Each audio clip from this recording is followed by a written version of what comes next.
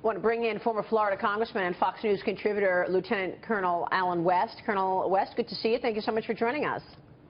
Good morning, Maria. How are you? Good. What's your take on this? We wake up this morning, the AP is reporting that Hillary Clinton is now the nominee, and you just heard what Bernie Sanders had to say.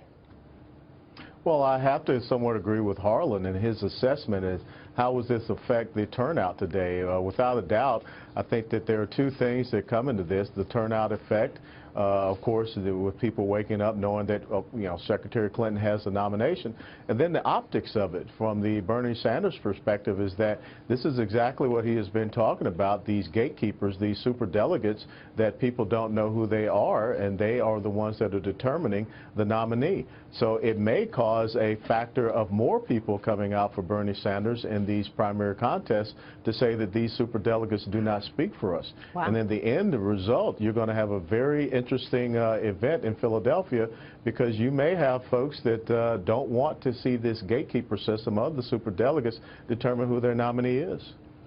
Bernie Sanders, Colonel West, Bernie Sanders supporters really came out because Nomi Khan's, who is on this program very often.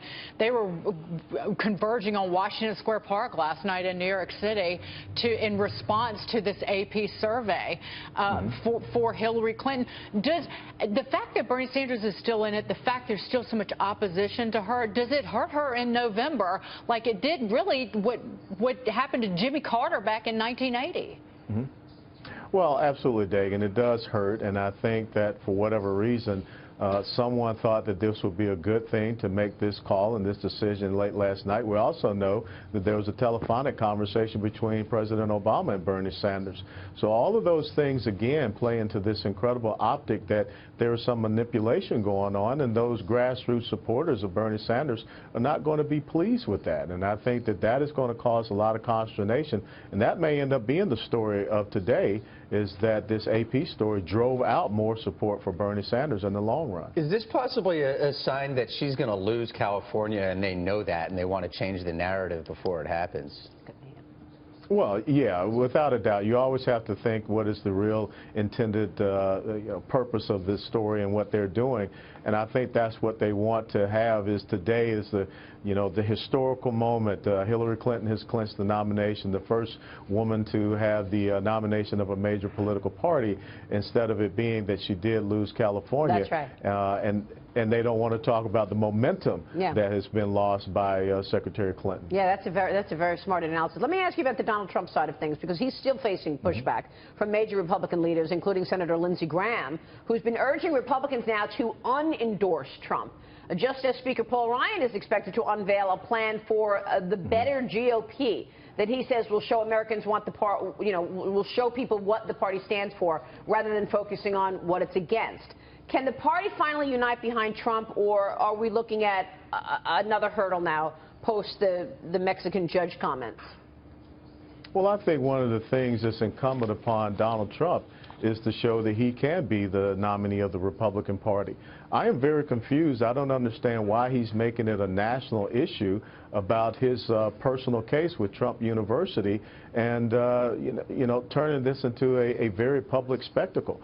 What Donald Trump needs to be doing is talking about not his own self-interest with this case, but the American interest. You all know what happened last week. We've come off of this 0.8% GDP report. We've come off of this 38,000 jobs report. We have a workforce participation rate of 62.6%.